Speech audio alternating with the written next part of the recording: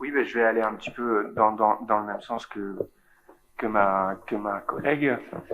C'est vrai que c'est un beau projet immobilier, hein, les bâtiments ont l'air beaux. Je comprends les objectifs du projet. Cela dit, il y a quand même quelques choses qui m'interpellent. Déjà, les investissements. Moi, j'ai eu la chance il y a quelques années d'être vice-président de cette université qui connaît depuis de nombreuses années des gros problèmes budgétaires.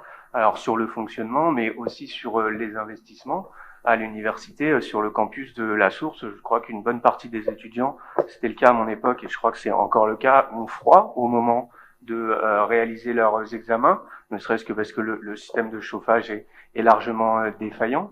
Et donc là, on voit plus de 80 millions d'euros, 30 ou 35 millions qui viennent de la métropole, seulement 8 de l'État. Et je vous rejoins là-dessus, c'est un vrai problème. Clairement, l'État ne répond pas aux besoins des universités, à la fois d'améliorer les capacités d'accueil des universités, l'encadrement pédagogique et les investissements dans le bâti existant.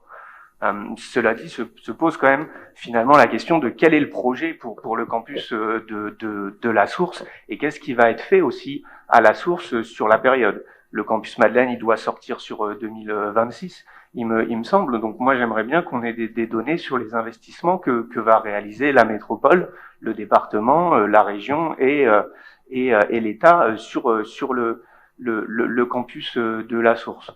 Par ailleurs, je suis quand même assez dubitatif sur le fait que déplacer l'université en centre-ville va réellement changer en profondeur la ville et notamment le quartier des Carmes. Alors, je ne sais pas si vous connaissez l'université de Tours. Elle a des sites en centre-ville. Alors, elle est réputée pour une vie étudiante et culturelle un petit peu plus intense que celle d'Orléans. Est-ce que c'est la situation géographique de ces facultés au sein de la ville qu'en est l'explication première? Je suis pas convaincu. Si vous allez à proximité des Tanneurs, qui est la fac en ultra centre-ville, le quartier, il est pas dingue, hein. Il n'y a pas énormément de commerce, etc.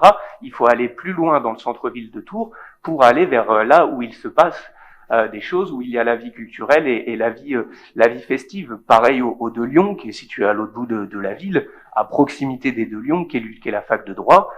Il se passe pas grand-chose à part des jeunes qui étudient. Pareil pour la fac de médecine et la fac de pharmacie qui sont encore situées à un autre bout de la ville.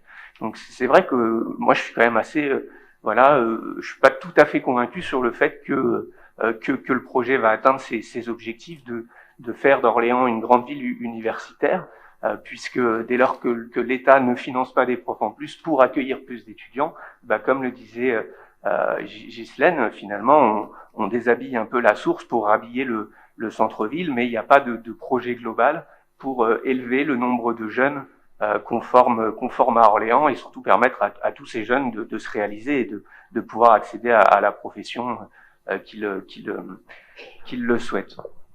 Donc voici mes quelques interrogations. Donc c'est vrai que moi je serais quand même assez curieux de savoir vont être les investissements dans les années à venir sur le campus de la Source, parce que ça va rester 75% des étudiants qui fréquentent cette université. Et comme je vous le disais avec le symbole un peu c'est très symbolique, mais voilà, on a quand même des jeunes qui ont froid au moment et on est quand même en France. Enfin, moi, ça me dépasse un peu. Donc, évidemment, c'est des problèmes qui sont moins intéressants que de voir des beaux bâtiments comme ça. Mais pour le coup, c'est aussi la réalité d'une bonne partie des étudiants de l'université d'Orléans.